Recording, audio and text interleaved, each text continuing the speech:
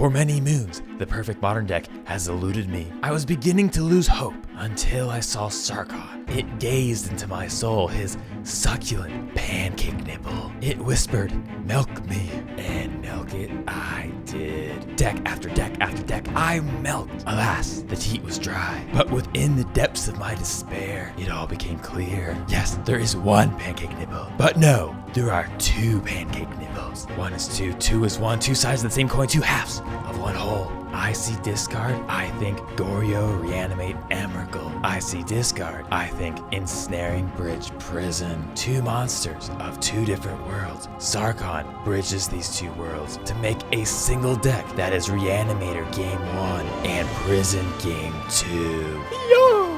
Get ready to explore this nut-worthy deck. Let's first talk about the main deck. It's based around Goryo. You have a ton of things to discard Emrakul. Emrakul hits the graveyard. In response to the trigger, you Goryo. Emrakul comes back, you swing in for 15, your opponent sacrifices 6 permanents. Most opponents will be dead on the spot there. If not, we have a couple ways to finish them off. We have Bloodghast and Collective Brutality, and we also have the ultimate from Sarkhan. And the question on everyone's mind is probably, how consistent is this? How often can we get Emrakul in the graveyard at the same time we have Goryo in hand? And the answer is quite often. There's so much card draw in this deck. We've got 4 Faithless Lootings. You draw 2, you discard 2. And with Flashback, you do it again. We also have 2 Tormenting Voices. You discard a card, you draw 2 cards. And the best one of the bunch, Sarkhan, you discard a card, you draw a card. So all in all, we have 10 ways to draw cards, but when you consider Flashback and you consider that this can be used multiple times, there is a lot of card drawing. What makes the card drawing so good though is this card here, Squee. Squee says at the beginning of your upkeep, you may return Squee from your graveyard to your hand. So think about that for a second. You discard it into your graveyard and you get it back the next turn. So let's say you start off with 2 Squees in hand and a Faithless Looting. You draw 2 cards, you dump the Squees, but then the Squees come back next turn. So you're not really discarding anything. You're effectively just drawing 2 for 1 mana. Same thing with Sarkhan. You can keep drawing 1 card every turn, and yes, you have to discard, but if it's Squee, you're not really discarding it. So arguably, Squee is the superstar of the deck, and it makes Sarkhan that much more consistent. And it's hard to describe just how good Squee is until you actually see it in action. It's just value town. It's just value town for days. On top of that though, you can also use it as a blocker, play it, block, it goes back to hand and keep doing that. Sometimes it's good to delay your opponent if they have a big creature out. And besides discarding to draw cards, we also have discarding to do other things. Lightning Axe, you discard and deal 5 damage to your creature. That's pretty good. So you discard Squee, you hit a creature for 5, and it's all for 1 mana. Squee comes back. Yeah, also Collective Brutality. You can discard up to 2 cards when you play it to do all 3 modes, and the modes are pretty good. It takes an instant or sorcery from your opponent's hand, gives a creature -2/-2, or you gain 2 and your opponent loses 2. So for playing this and discarding 2 cards, you get all 3 modes. Is quite the value. And by having so many cards to discard things, it makes it really easy to get Emrakul into the graveyard so long as we have Goryo. But potentially, we can turn 1 Emrakul using Simian Spirit Guides, Lightning Axe, discarding Emrakul, and then Goryo. But sometimes our mana does not give us the luxury of being able to play something like this and Goryo on the same turn, which is why Sarkhan's so good, because you can play Sarkhan and set it up so the following turn you discard when all your lands are untapped. So you could have 2 lands out, you can Simian Spirit Guide to play Sarkhan, and it'll be pretty safe on the first turn because it'll already be on loyalty 4, and then following turn, you discard Emrakul while all your lands are untapped. So even with 2 lands, you could just use Goryos then. But as an added spice, we also have Malfegor. It is a legendary creature that says when it enters the battlefield, discard your hand. Each opponent sacrifices a creature for each card discarded this way. So say your hand's pretty empty except for a couple Squees, you can play Malfegor or bring it back with Goryo's Vengeance. And unlike Emrakul, Malfegor stays in the graveyard and doesn't get shuffled in. So it's a nice backup plan. On top of that, Sarkhan, if you haven't noticed, Malfegor is also a dragon. So you can use Sarkhan's second ability, which says add 2 mana of any combination of colors, spend this mana to only cast dragon spells. So turn 3, Sarkhan. Turn 4, assuming you have a 4th land, you play Malfegor for 4 mana using Sarkhan. So it's pretty good, especially considering how many Squees will be coming back to hand, because we do dig through a bunch of our deck using all these draw cards. And assuming you have something like 3 cards in hand, Malfegor enters, your opponent has to sacrifice 3 creatures. So typically with the help of Squee, we usually have at least 2 cards in hand when we play this. And it's pretty good because your opponent has to sacrifice 2 creatures. And on top of that, they also have to deal with a 6/6 flyer. Ooh, also Thoughtseize. We can Thoughtseize our opponent, but we can also Thoughtseize ourselves to dump Emrakul and then use Goryo's Vengeance to bring it back. Has the nut happened yet? It's getting there, right? A few last details of the main deck. Bloodghast, we already kind of talked about it. It's there to deal damage to our opponent, but also to provide a target for Lightning Axe, because sometimes our opponent doesn't have creatures. And one more thing to mention here, Sarkhan's ultimate. Sometimes it's relevant because we do have a lot of creature removal like Collective Brutality, Lightning Axe. So Sarkhan's ultimate isn't off the table, and its ultimate makes 4 5/5 red dragons with flying, more than enough to finish off your opponent. As for lands, we got 4 Temple of Malice. It's a staple in all Goryo's decks. It lets you scry. And scrying in this deck, very good. We got some fetches to thin out the deck, also to trigger Bloodghast. We got the Blackcleave Cliffs, and typical stuff in red-black deck. But now's where things get interesting, because after game 1, our opponent's going to look at the Goryos and bring in all their graveyard hate, and your opponent will have access to so many cards to beat this strategy. And it's all this graveyard hate and sideboard stuff that keeps Goryo's decks in check, because after game 1, it's really hard to win with this combo. But that's where our sideboard comes in, which I'm not even sure I'd call it a sideboard. It's more like the deck part 2. The main features that we have access to 4 Ensnaring Bridges, and they definitely will not see this coming, because who puts an Ensnaring Bridge in an Emrakul deck? You can't attack with Emrakul if Ensnaring Bridge is out. So as our opponent's bringing in graveyard hate for game 2, we won't even use our graveyard for the most part, because after game 1, we'll take all these cards here, bring in the bridges, but also the Chandras, throw in some Lavamancers, also maybe the Bitterblossom, and the deck instantly transforms into a completely different deck, a control deck. And if we just dump this here and take a look at this, boom, the deck is just a control deck now. The curve's good. You can turn 3 Ensnaring Bridge or Sarkhan, turn 4 Chandra. Ensnaring Bridge not only disrupts your opponent from attacking you, but it also disrupts your opponent from attacking your planeswalkers. But the best part of this deck, the best part, is that all these other supportive cards here that were meant for Goryo, they work perfectly fine in this version as well, because we still have Squee. We can still get very good value out of Faithless Looting, Collective Brutality because of Squee. We still got Sarkhan working. We could even make this the main deck and make this the sideboard, and we would have the same thing. The idea is that your opponent will never see it coming, because you think after game 1 of this, they're going to bring in any artifact hate? Nah. And the best shot our opponent has against beating us is to use discard cards, because it not only disrupts Goryo, but it also disrupts the bridge, which is why against decks that are heavy in discard, we have 4 Leyline of Sanctities in the sideboard. So when we know our opponent has discard stuff, we bring it in, and we'll be perfectly fine. If we draw at the wrong time because it is double white, we won't be able to play it, but we just discard it because we have so many things to discard stuff with. Also, the Grim Lavamancers. Most graveyard hate out there doesn't actually get rid of the graveyard. There is Rest in Peace, which stops Grim Lavamancer and Goryo, but the most common graveyard hate out there is Grafdigger's Cage, which after game 1 does not affect us. We can still use Grim Lavamancer. Squeeze still works, so that's why Grim Lavamancer's there. Also stops little creature decks, and also things like Path to Exile, Fatal Push. Our opponent will probably take them out after game 1 because Emrakul is safe from all those things. They're not going to expect a little creature like Grim Lavamancer. Also, there's the Bitterblossom. It's a bit iffy in the deck because it does deal 1 to us each turn, and sometimes the games go really long because with Chandra, which is our main win condition in the prison version, it sometimes takes a while, and Bitterblossom can be a liability, but Bitterblossom and Ensnaring Bridge, it's very good. We can keep 1 card in hand when we attack, and then when we're done attacking, we can get rid of that 1 card somehow, and then our opponent can't attack us with anything. One more thing that's kind of cool to talk about, this Sarkhan ultimate. Yes, Ensnaring Bridge interferes with the dragons because they are 5/5s, but here's a cool trick here. Squee says you may return it to your hand if it's in the graveyard. So say you have a bunch of them in graveyard, but you have Ensnaring Bridge out and you don't want to keep a bunch of cards in your hand, Squee can stay there until you're ready to get them back, and you can time it where they all come back when you're ready to attack with the dragons, and they can just fly over the Ensnaring Bridge. And that's basically the deck in a nutshell. I'm just excited about it. I just like it a lot. But wait until you see this deck in action. If this is not the perfect deck, then there is no perfect deck. But enough talk, because I have talked a lot. Let's get to the gameplay. But first, if you want to see more content like this, be sure to subscribe. This deck took a long time to make, and seeing you guys enjoy the content really makes it all worthwhile. So yeah, and without further ado, here's the gameplay, and I hope you enjoy. Opening hand, it's almost really good. It's Goryo's Vengeance and Axe, not really anything else. I think we got a Mull to play it safe, and yeah, this is much better. We'll keep. Bottom that. And we could hit our opponent with the Thoughtseize right away, but we might need that to get rid of Emrakul, so we'll keep that in hand for later. Bottom this, and pass back. And it looks like this might be some kind of Death Shadow. Uh-oh. So they take the Thoughtseize. Interesting. Ooh, and there's Emrakul. Dang, if they had left that in hand, we would have got them. Lame. Anyway, back to our opponent. Oh, what a thought. So there goes the Vengeance. Okay, back in our turn. I think we should probably use Collective Brutality and see what's in their hand.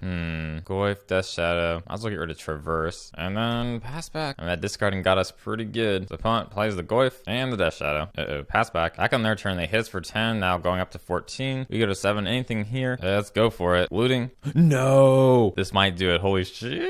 Yeah, because we have Emrakul, Simian. Yeah, is this good? Come on. Oh, it hits. Dang! The comeback. Even after 2 discards. Oh, dang. Wow. All right. So let's I can't believe we survived. All right. On the sideboarding. So going into game 2, I'm going to put in all these things like Leylines, Bridges, Chandra, Bitterblossom, and take out these things. And with that, let's go to game 2. Opening hand, Leyline. We'll keep this. Leyline feels good. I think a good analogy for Leyline is like when people in prison put knives in their butts and people try and rape them in the shower, it's like no. It's like, I know what you're going to do, and I'm ready. Interesting. They have a claim to fame here too. Pretty cool. So back on our turn, let's just do Temple of Malice and bottom this. So besides having Leyline, our hand is kind of meh, but Leyline though. So they pass back. Okay, they might have some kind of counter. I don't really know if they have counter in their deck. We shall find out. Let's go. Tormenting Voice, discarding that. It fires, but we pull this, just pass back. And looks like they're going for it. Traverse, grabbing Death Shadow, and another Death Shadow. Oh, that's pretty good. They could have Kolaghan's Command, which can destroy artifacts, so we're not out of the woods yet. And it should be Lightning Axe one of them to be safe. But if they have Claim to Fame, they might have swapped that for a Kolaghan's Command. Or maybe even boarded it out, because like they assume we didn't have artifacts probably. I don't know. Do we Lightning Axe the Death Shadow now? Nah, we'll Lightning Axe now. Plus it makes our hand smaller. And then go Ensnaring Bridge. Traverse, Can they get anything good with that though? And they concede.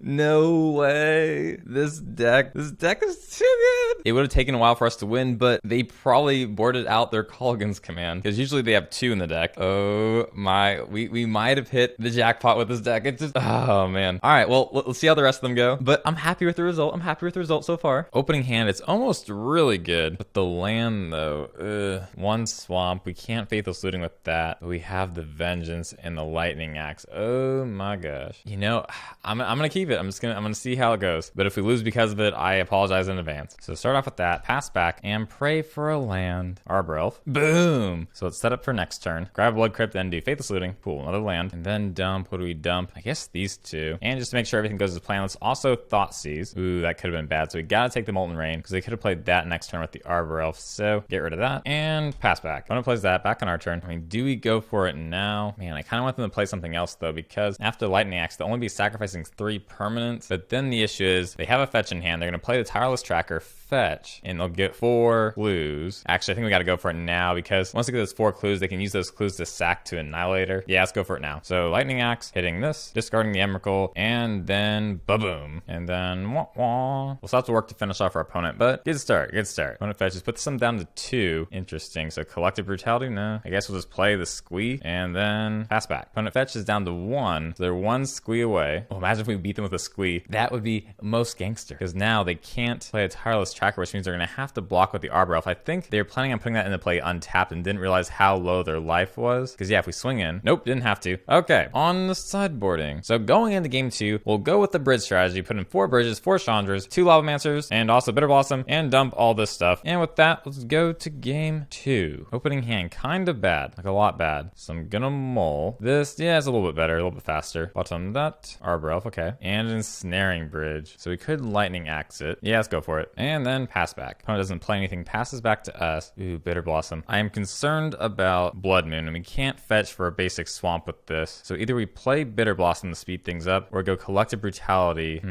There's a very high chance that our opponent's gonna screw us over starting next turn with Land Destruction or Blood Moon. So this might be our last play for a couple turns. Alright, I'm gonna regret this, but Bitterblossom, pass back. Stone Rain's that, sure. So we hit a land, but we can't play anything this turn. So Temple of Malice tapped, probably should bottom that, and just hope we keep pulling lands, and then pass back. Opponent plays Utopia Sprawl, and a Blood Moon, sure. So we might be screwed on lands for a while, because we only have 1 swamp on the whole deck, unfortunately. Definitely one of the Achilles heels of the deck. Then again, there's times where we have too many basics, and we can't get the right lands we need to go off with the Goryos fast enough, and anyway. Tireless Tracker, another land. Now the issue is with Blood Moon out, eventually our hands gonna get gummed up with stuff we can't play, so we're really just buying time at this point, but I think we'll be okay. Another Tracker, draws, ooh, another Brutality. Swing for 3 in the air, play the Temple, and pass back. Opponent fires off a clue, another Tracker, and opponent passes back. Land, sure. Swing for 4, play the land, and pass back. Fires off a clue again. Trying to think if there's any cards that he has to deal with in Ensnaring Bridge. I don't really think so though. Could have an Abrade, but doubt it. Molten Rain. No, we lose a mountain. Pull another land. Swing for 5 in the air, and then next turn we should get it. They draw again. They could have Bonfire the Dam, but I doubt he'd keep that in after game 1. Highly doubt it. There it is. I love this deck. I was having second thoughts about Bitterblossom, but after that game, it's like Bitterblossom alone won that game, or Bitterblossom and Ensnaring Bridge, but dang, it's, I don't know. Maybe this deck just can't be beaten. I don't know, but we'll have to continue to find out. Opening hand, ooh, yes. Goryo's Vengeance, discarding, yeah, we shall keep. I think our opponent's probably on 8 whack. I think this guy, yep, I've seen this guy before. It's tempting to Collective Brutality now, but I think we gotta wait, and then just pass back. Back on opponent's turn, they swing in. Okay, so next turn we could do Brutality, Emrakul, Goryo, but what if we don't survive until next turn? Probably will though. It's a bit risky. Yeah, I'll risk it. Put this in tap. Bottom, and a turn dumping Squee, and pass back. Opponent swings in for 6, no blocks, and they pass back. A bit suspicious, but here comes Daddy, Collective Brutality, all 3 modes, dumping Squee, Emrakul, and then once Emrakul hits, do this, and haha. Almost clicked the Squee by mistake there. That would have been bad. And there's a concede. All right, pretty gangster. So going into game 2, I want to dump all of this for all of this to go to the alternate strategy, and with that, let's go to game 2. Will this be good enough? We'll try it, because we do have the Brutality, so that could buy us some time. Goblin Guide swings in. We hit the land. Back in our turn, Faithless Looting. Dump this, and pass back. While in the Coddle, Day, man, we could really use an Ensnaring Bridge right now. But in the meantime, let's go Collective Brutality, all 3 modes. Dumping this and that. Alright. Just want to make sure there was no Tarkus command there. Alright, and then pass back. Opponent plays that.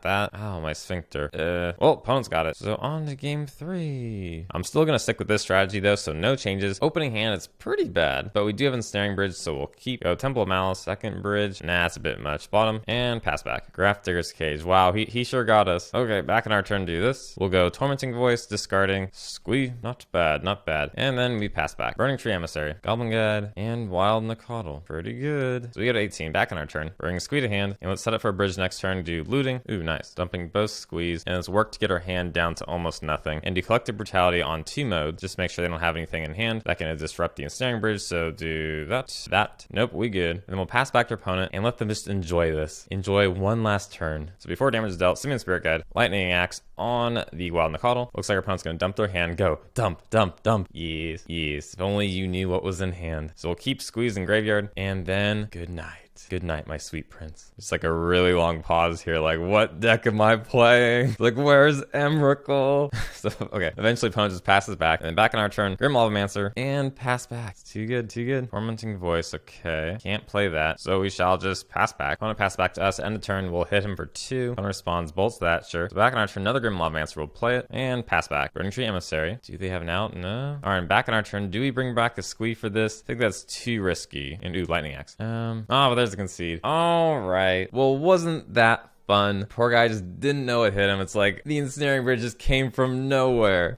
Poor guy. But that's how the deck goes. It's like they bring in them sideboard cards and we bring in ours, but we're just one step ahead of them. So mission accomplished, and on to the next one. Opening hand, not nutworthy enough. 2 cards here. The rest lands, nope. And oh man, 1 playable, the rest lands. Ugh, nasty. 1 more mole. Okay, we'll keep this. Bottom, you're not a land. And we should be able to buy some time if our opponent's a creature deck because of the Lightning Axes. Okay, looks like Scred. And pull an Emrakul, nice. We're missing the lands to make it happen, so pass back. Opponent passes back to us. Faithless Looting, and then we'll dump Squee, 1 Lightning Axe, and pass back. Dang. Well, that will delay us quite a bit. We need that 1 swamp in our deck. 2,000 years later. No plays from our opponent. Ooh. You know what we could do, though? This is going to be a bit risky. We could do this. Because if we play this, we lose all of our cards in hand. You'll see the Goryos. They don't want that, so let's discard. We're probably gonna see like a double bolt from him, but I highly doubt he used Ratchet Bomb to kill this, so that's the good news. Another Emrakul, and let's try swinging in. They take it and then pass back. Opponent has 6 cards in hand, no plays. Oh my god. Full of Bloodghast, I guess that's good. And swing for 1, and then dump, and dump. No plays from our opponent. Do Sarkhan, get a land. Let's swing for 1. Boy, land. Ooh. He puts a charge counter on it? Interesting. And I really don't want him seeing these Goryos, especially if he's considering blowing up Sarkhan. Shoot. Get rid of this. Yes, actually get rid of this. And we could do double Goryos next turn. That might be a way to go. Because he could be looking at this thinking, oh, that's just for the Sarkhan. Oh, wait, and he blows up on 3? Wait. Oh, but he has another one. Oh, in response, fetch for a swamp. And let's go for it. Do we go for it now? Yeah. Lightning Axe the Bloodghast. Emrakul, get back Emrakul. And after all that shiz, they just concede. All right. Well, I guess maybe by not discarding the Goryos, they thought we didn't have something like that in hand, and that's why they blew up the Blood Moon, but very, very strange game. So going into game 2, I'm going to dump the 4 Emrakuls, 4 Goryos, 1 Malfegor, to put in 4 Chandras, 4 Bridges, and 1 Bitterblossom, and with that, let's go to game 2. Opening hand, yeah, not great, but we do have Chandra, and that's what I'm looking for, so we'll keep. Because we want Chandra, because once we get Bridge out, Chandra, a very good win condition. Yep, there's Bridge. Question is, do we go for the fetch now, though? We don't really need the swamp this game, because, like, Goryos are gone. We just have Collective Brutalities and Thoughtseize left. So let's go Faithless Looting, getting rid of Squee and 1 of the lands. Back to our opponent. Opponent bolts us, sure. We're gonna see the Blood Moon. No, Sarkhan. So it looks like they want to keep their hand, otherwise they would have discarded. Back on our turn, let's follow up with Faithless Looting. Okay, cool. So getting rid of Squee, 1 of the axes, and then passing back. Ooh, and a Glory Bringer. We could Lightning Axe. Then we can't fetch for basic swamp. And we're gonna have Bridge out in a minute. I'll just take it. Then fetch for that swamp another Chandra, and we shall go bridge and pass back. Oh no, relic. And do we want to kill this? Yeah, let's kill it. Lightning axe, killing that. We might not be able to play Chandra next turn, but we're still looking pretty good. No land, but let's do another bridge and pass back. How will our opponent get out of this one? Play Sarkhan, dump the Squee, and now we have a land for next turn for Chandra and pass back. Opponent could pull Ratchet Bomb and board wipe us here. Could also pull a Braid. So we're not done yet, but the fact our opponent couldn't finish us game one makes me really question his ability out of this one. So dump that, draw that, play the Chandra, then up it, play that, bottom, and pass back. Another relic, and then back on our turn. Up Chandra, might as well go Tormenting Voice, then discard that, then do Collective Brutality, 2 modes, dump one of the Chandras, and we'll see what we're dealing with. Ooh, they did have one to Braid. Interesting. Glory Bringer, okay. Now I'm getting kind of worried, because like maybe they do have now. Bottom that. But they're running out of time though, because our Chandra's getting pretty big. Opponent draws upon the relics. I imagine it's going to go for it now, because they know they're running out of time. Okay, we will Sarkhan, up this, and then do we Collective Brutality? Sure. See if they drew anything. I don't think they did though. Nope. Maybe we should have kept that for the Chandra's ultimate, but we fine. Opponent plays the Chandra of their own, and they pass back. And that should do it. Ultimate this hoe, bring back that hoe, 5 there, and there's a concede. So kind of painful to watch, but welcome to the deck. It's just what it does. So pretty good. On to the next one. Opening hand, we have Faithless Looting, Squee, Emrakul. I think it's pretty good. We'll keep. Ooh, and Tron. So we must make haste. Let's start with Faithless Looting. Muy grande. So we'll dump those 2, pass back. We do have to get another land though. Something that can produce black mana. Mindstone. Oh my gosh. If we had black mana here, we could just do it now, but man, this hurts. What do we do? Do we look at their hand? Doesn't really matter. You know, now that I think about it though, we could just get the Emrakul on the Brutality, or even the Lightning Axe if we need to. So I think it's safer to just Thoughtseize them and play it slow. Let's see what we got. Dismember, Wormcoil, Matter Reshaper. Wormcoil could be a problem if we let it go that long. Matter Reshaper gets them a permanent if they, if they play Matter Reshaper next turn, we Lightning Axe it into Emrakul. Yeah, we'll do that. We'll set that up. So Wormcoil, go away. And then next turn should be when things get spicy. Oh, no. This is mountain. All this mountain's fault. Okay. So they take the Emrakul. And of course there's a swamp. Okay. That's fine. So now let's just go ahead, use a Lightning Axe, discarding Squee, so that way we draw a card. You're not Emrakul. In worst case scenario, we could always go Malfegor, but hopefully it doesn't come to that. Could go Faithless Looting. Could hit them with Brutality. Alright, let's go Faithless Looting. Get rid of the Squeeze, and then pass back. Another Matter Reshaper. Opponent hits us for 3. We fetch for a land. Goryo's Vengeance. So let's go Malice, bottom, then go Looting, and then finish up with Tormenting Voice.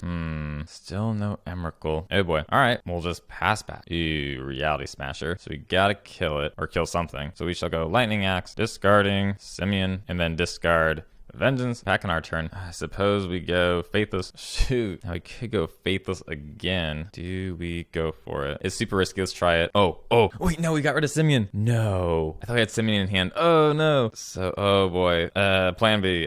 Let's, Collective Brutality, 2 modes. These 2. And hopefully we can survive one more turn. Hit Ghost Quarter, sure. Expedition Map. And that 1 card in hand is Dismember. They'll also probably try and draw with this. Maybe they try and hit Reality Smasher.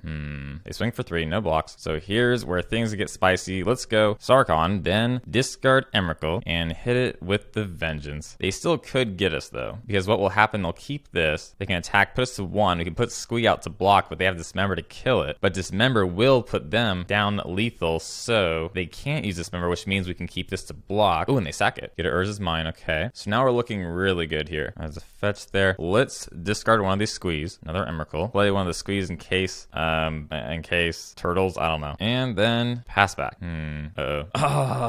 Dang. The power of math was not on our side. All right. So they get this one, but we ain't done yet. So going to game 2, I'm going to dump all this stuff to go to the alternate strategy. But 1 Leyline in, 1 Bitterblossom, 4 Chandras, 4 Ensnaring Bridges. And with that, let's go to game 2. Opening hand. Yeah, we'll give it a shot. Go Thoughtseize. There's also Chalice there. Chalice hurts us pretty badly. So we'll take the Chalice and then pass back. Opponent plays that, passes back. But they could have gone Expedition Map. All right. Bullet Bridge, do this. Collective Brutality, nope. Bottom. And then pass back. Mind Stone, and then Expedition Map. Okay, so we don't get that land. We could go Bridge though, because they do have a Thought Knot in hand, or we could just Thoughtseize them. What would be safer? The Thoughtseize would probably be safer. Yeah, we'll do that. Rally Smasher and Thought Knot. Definitely take the Thought Knot. And then do we Tormenting Voice and try and hit a land? That might be too risky. Yeah, let's pass back. Opponent fetches, and then Reality Smasher. Oh, they pull Thought Knot. Oh, yeah, and they take the Ensnaring Bridge. Ooh, Lightning Axe. Let's Lightning Axe our opponent, dumping one of the Chandras. So we'll draw from that. Faithless Looting. We probably should do that. Ooh, let's dump Tormenting Voice, one of the Chandras, and then pass back. But that Reality Smasher in hand, though, will be an issue. Yeah. Maybe I should have taken out the Collective Brutalities and put in more ley lines.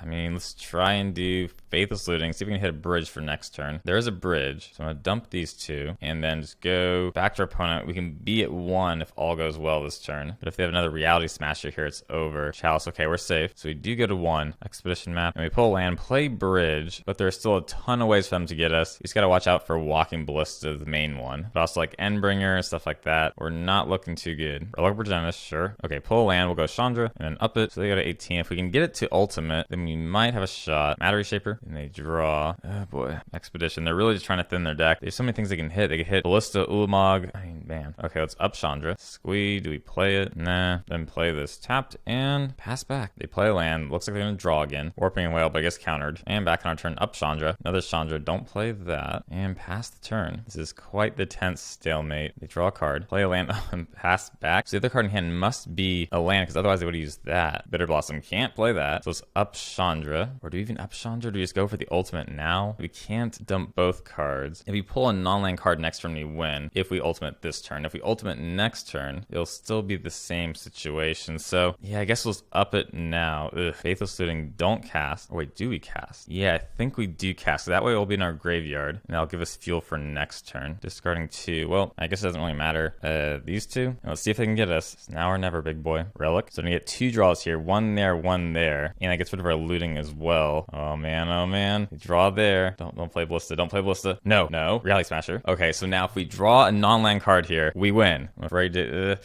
Alright, let's do it. Oh, no. Oh, man. Okay, so we'll ultimate. Cast Bitterblossom. They'll get countered. Deal 5 to him. He goes to 9. We can't Thoughtseize because we'll die. All right, back to him. He's gonna get 2 more draws here. I believe this. Oh, and I thought not to. That's actually not too bad though, because we could up Chandra and possibly cast from that. Play a land. We'll draw with this. Oh man, he has so many answers he can pull. The fact that he hasn't drawn any answers, maybe he's like boarded some stuff out. Like maybe he got rid of Ballista. Yeah, he's fetching, and he's passing back again. Oh my gosh, no. Oh my gosh. All right. So we'll cast this, but since we drew yet another land, we just gotta pass back. Because it's fine, it's fine. So they will have yet another 2 more draws here. If they can dump their hand. Sacrifices each color permanent, but they can search. Let's see if they boarded some stuff out. They get Walking Ballista. No! You've got to be kidding me. You've got to be kidding me. I don't believe it. Oh my gosh, that match. Oh my gosh. At least there's a lot of back and forth, right? Like, oh my gosh. Like, against all odds, they didn't draw what they needed. And against all odds, we didn't draw what we needed, but we had so many opportunities. Like, if they hadn't have gotten rid of our Faithless Looting, we would have won like 2 turns ago. Oh my gosh. Or if they hadn't have thought knotted our Thoughtseize, if we hadn't been at 1, like, oh my gosh. But what a match. What a match. So to tie everything together, we did not go 5-0. So the deck is beatable, but it rolled over a lot of decks. And the deck we lost to, the Eldrazi Tron deck, like, we could have easily won both those games had a few cards been different. It was very, very close both games. I've come to terms with that loss, but it'll be interesting to see how far this deck goes. I think at some point people are going to catch on to the switcheroo combo, but until that happens, I'm going to enjoy this deck very much. And I hope you've enjoyed the deck as well. If you want to see more content like this, be sure to subscribe, and also let me know in the comments what you want to see next. But that is all for now. And as always, I hope you have a